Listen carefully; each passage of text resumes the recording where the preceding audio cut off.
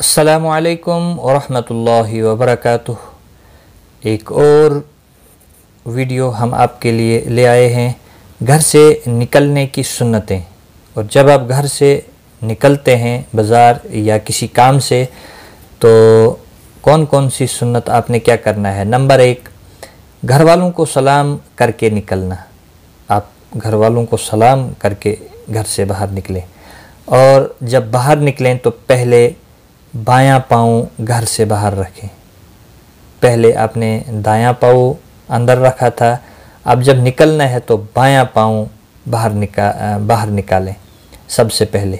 बुखारी की हदीस मौजूद है, हदीस नंबर भी दिया हुआ है यहाँ पर, आप देख लें।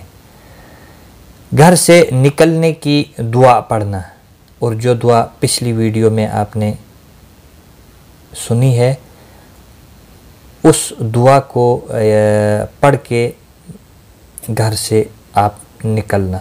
ये थी घर से निकलने की सुन्नतें। तो इस वीडियो में इतना ही। खुदा।